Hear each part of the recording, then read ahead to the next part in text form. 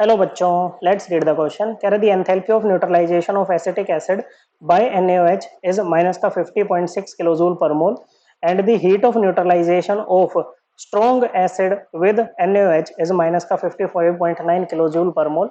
The value of delta H for the ionization of acetic acid is. देखो क्या है, reaction हो रही है बच्चों, acetic acid plus NaOH। Okay, और ये मिलके क्या दे रहे हैं बच्चों, ये मिलके हमें दे रहे हैं बच्चों सोडियम एसिटेट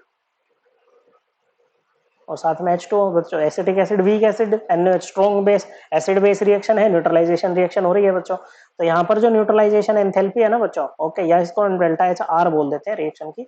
ओके, ये आ जाएगा आपका माइनस का 50.6 किलो जूल पर मोल। देखो एंथैल्पी ऑफ न्यूट्रलाइजेशन क्या होती है बच्चों, ये होती है the enthalpy change when 1 gram equivalent of the acid is neutralized by a base. या कहो कि आपके पास में 1 मोल H प्लस है और आपके पास में है 1 मोल OH माइनस। जब आप इनकी रिएक्शन करा के पानी बनाओगे तो इस रिएक्शन का जो एंथैल्पी चेंज होता है ना, उसको हम बोलते हैं एंथैल्पी ऑफ न्यूट्रलाइजेशन। ओके, जो कि हमें यहाँ पर क्या दे रखा है बच्चों कि देखो स्ट्रॉन्ग भाई, अगर आपके पास में 1 इक्विवेलेंट क्या है बच्चों, स्ट्रॉन्ग एसिड है, 1 इक्विवेलेंट स्ट्रॉन्ग बेस है, तो ऐसे में एंथैल्पी ऑफ न्यूट्रलाइजेशन जो आती है बच्चों of strong acid with NaOH, NaOH is a strong base, ये आपको दे रखी है माइनस का 55.9 किलो जूल पर मोल। अब NaOH क्या है, स्ट्रॉन्ग बेस है बच्चों।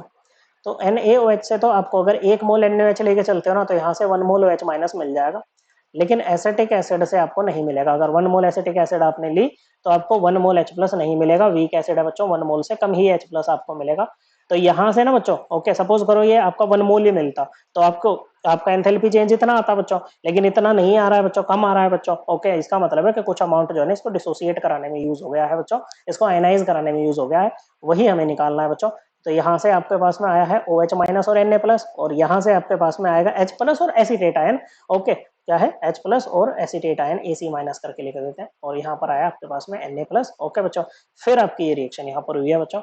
ओके, तो देखो इसमें तो कोई एनर्जी लगी नहीं बच्चों, स्ट्रॉन्ग इलेक्ट्रोलाइट है बच्चों, पूरा डिसोसिएट होगा, लेकिन यहाँ पर आपको आयनाइजेशन, ये बच्चों डेल्टा H फॉर आयनाइजेशन आपको यहाँ पर देना पड़ा है बच्चों। ओके, अब हम यहाँ पर लगाएंगे हेस लॉ। हेस लॉ क्या कहता है, जैसे ए से बी से सी कोई रिएक्शन जाए या ए से सी डायरेक्टली चली जाए बच्चों, दोनों ही केस में एंथैल्पी चेंज क्या रहेगा, इक्वल रहेगा बच्चों। मतलब यहाँ पर ये जो डेल्टा एच आर है, मतलब एसिटिक एसिड और NaOH की जो एंथैल्पी ऑफ न्यूट्रलाइजेशन है, वो किसके इक्वल होगी बच्चों, ये वाली एंथैल्पी ऑफ न्यूट्रलाइजेशन। ओके बच्चों, जो कि यहाँ से लेके यहाँ तक जाने की रिएक्शन है, ये है बच्चों डाटा। ओके, एंथैल्पी चेंज है plus enthalpy change for the ionization of acetic acid बच्चों। ओके, तो ये क्या हो जाएगा बच्चों, ये कितना दे रखा है हमें, ये दे रखा है माइनस का 50.6,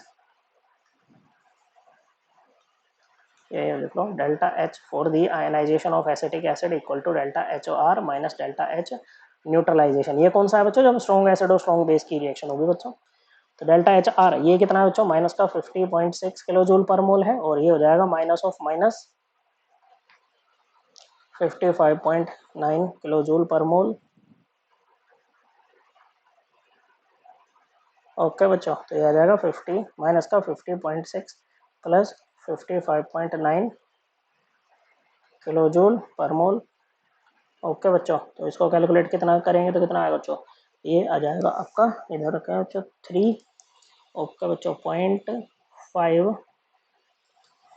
बच्चों, अच्छा 55.9 और 50.6 हमारे पास है 5.3। ओके बच्चों, कितना आ जाएगा बच्चों, ये आएगा आपका 5.3 किलो जूल पर मोल।